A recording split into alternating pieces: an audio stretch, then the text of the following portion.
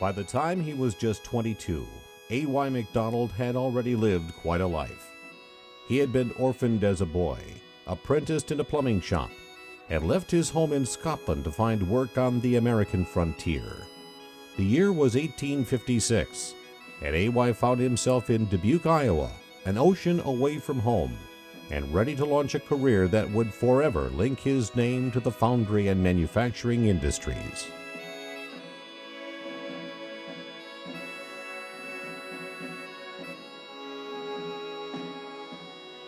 Innovative people invariably lead interesting lives, and that couldn't be any more true than in the life of A.Y. McDonald. Born in 1834 in Glasgow, Scotland, A.Y. McDonald was the son of John and Martha Young McDonald. By the age of just 14, he was an orphan and given the added burden of being the sole support of his aging aunt. To make ends meet, he found a job apprenticing in a local plumbing shop. It was that opportunity that would eventually impact the lives of thousands. After 6 years, A.Y. was quite literally ready to take on the world. At the ripe old age of 20, he and his aunt packed their bags and left for America, first to Cleveland, then St. Louis, and eventually north where he settled in Dubuque, Iowa.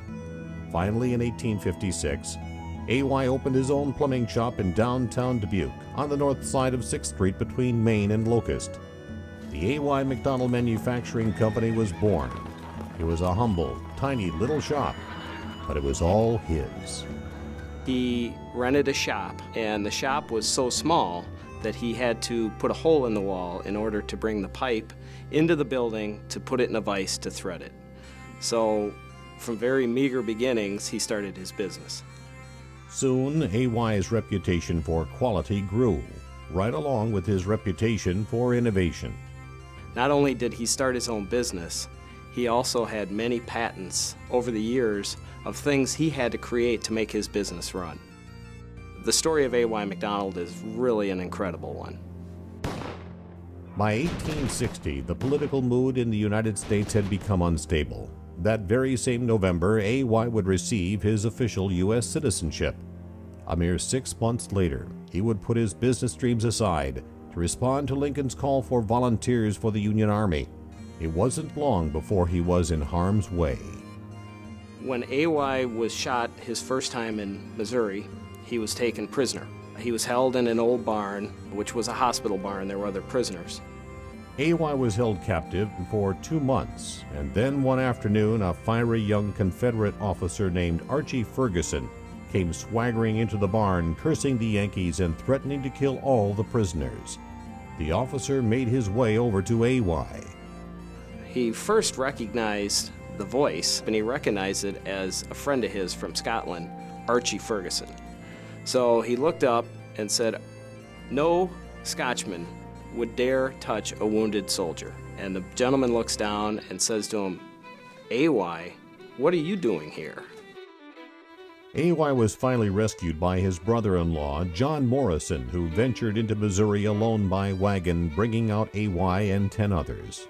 A.Y. would eventually serve a total of 4 years in the Union Army and received an honorable discharge at the end of the war, but not before being shot once again, this time in the left arm. After the Civil War, A.Y. returned home and married Hannah Mesner. He had fallen in love with Hannah several years before while recovering from his first war injury.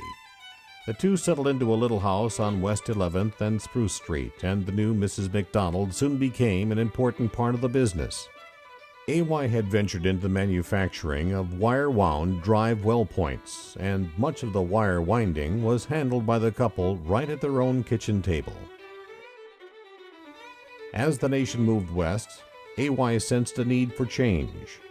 Westward expansion meant a growing need for water, and A.Y. directed his effort toward the manufacture of pumps and well points. His hunch paid off, and business began to thrive. Time and time again, A.Y. found a way to advance the industry, even including patented improvements to the screw wrench. It was that kind of ingenuity that brought people to his doorstep from all over the country. The patent caught on and caught the attention of somebody on the East Coast. So one day, a very well-dressed man showed up in Dubuque and started asking questions about the patent. AY realized that this gentleman wanted to purchase it, and not knowing who he was, probably sold it for a little less money than he should have. In the end, after the patent was sold for $500, he found out that the patent was purchased by the largest wrench company in America. In 1871, AY would begin a period of expansion, first moving his company to 8th Street, then to larger quarters on 6th Street 2 years later. He built his first factory in 1877 on Iowa Street, which included both an iron foundry and machine shop. A number of years ago in our archives, we found a complaint letter that was from an Italian immigrant. You could tell by the writing. He sent a complaint letter talking about a pump he received from our company with no handle. The letter was completely entertaining in that it was in true Italian diction. He said things along the line of, "Sure thing you don't treat me right. You know he is hot summer, and wind he no blow the pump. She got no handle, so what the hell I gonna do with it?" The interesting thing was, after he signed his name, he put a PS at the bottom of the letter. And the PS reads, "Since I write, I found the blankety blank handle in the box. Excuse to me." But as AY's business was booming, tragedy struck at home. Burglars entered his house. While trying to keep them from escaping, AY was shot in the chest just above his heart. He would live to survive his third gunshot wound, but would lose the use of his left arm. In the years ahead, that injury would be the cause of his protracted illness. By 1888, AY's health had declined to the point that both AY II and J.M. McDonald were asked to leave high school and college and enter the family business. Just 1 year later, A.Y. McDonald resigned as president of the company bearing his name. His nephew, John Morrison, was chosen to take the reins. 2 years later, A.Y. McDonald died at home at the age of 57.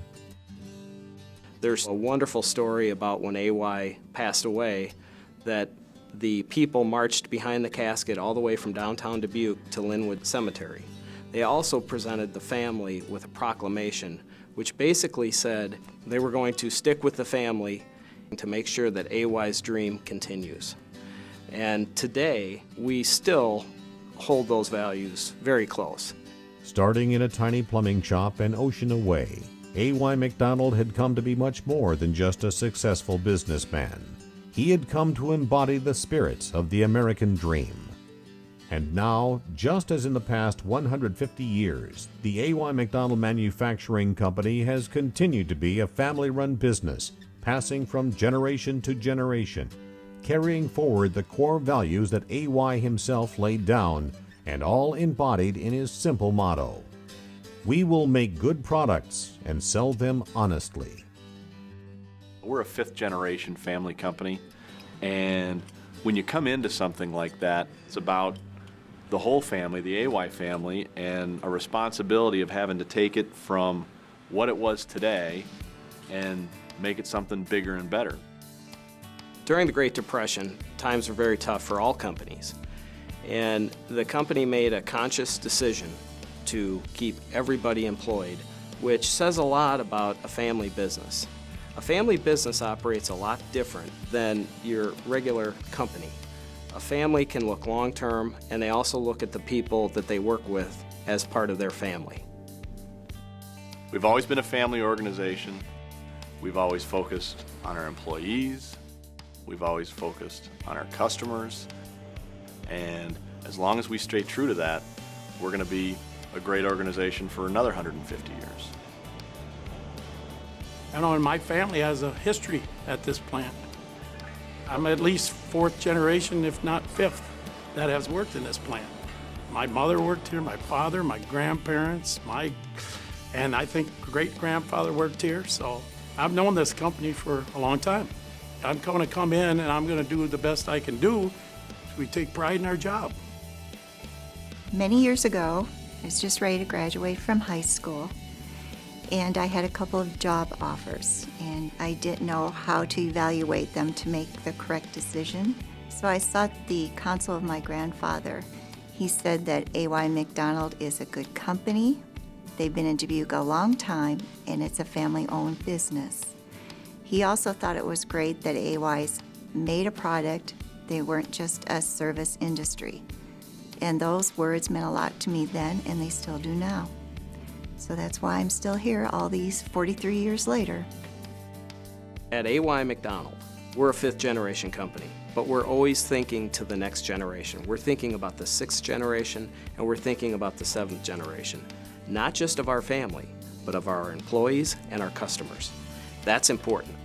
When you have a family organization and it gets handed off to one generation, your job is to take it and make something of it and hand it off to the next generation, something more than what you were handed. We never sit back and rest on our laurels. Everybody puts pride in their job, whether it's in the factory, in the foundry, in the office, no matter where you work. Everybody puts a little piece of their pride in the product. Really, a lot of it is this is who you are. Everybody has their own clock number, and we all have a stamp that we put our own personal number on each box. If my number's going on the box, then they're going to be good parts. Our customers love the product, and that's important to them because it's brass that's going to sit in that ground for 25, 50, 75 years without being touched. And when they want to go in and turn it on or turn it off, it'll turn on and turn off. The key principles that drive us, the first one that we talk about all the time, the customer is the boss.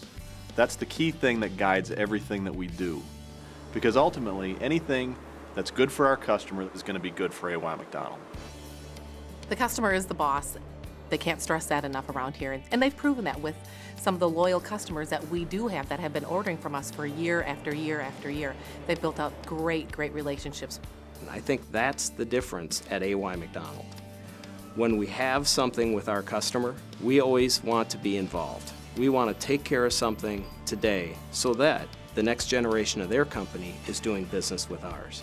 It's not uncommon when a problem arises out in the field for myself or another family member to go visit the site and talk to the customer. That's important. I think that's a difference that a lot of companies don't have. At the end of the day, our name goes on that product.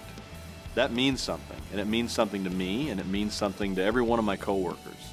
All 500 of us have a real strong sense that anything that we put in the box that gets the McDonald name absolutely has to have the highest quality standards that we can provide. A customer gets a product that says McDonald on it, they're getting over 150 years of experience. They're getting know-how that's been developed over the years, and they're also getting a product that has pride built into it. And that's the intangible that goes into every product we make. The interesting thing about A.Y. McDonald is even though we're a 150-plus-year-old company, we're still very vibrant. We're still very opportunistic. We're still looking forward. We haven't forgotten our history that brought us to where we are today, but we're very excited about where the company can go. We're constantly looking ahead, looking for new opportunities, looking for things to add to our company. I think the future is very, very bright for A.Y. McDonald. If you really think about what A.Y. McDonald, the person, created, he comes to the United States. He starts his own business at the age of 22. And here we are over 150 years later, and there are literally thousands of people who have participated in this dream, either as customers or employees. The story of A.Y. McDonald is truly the American dream.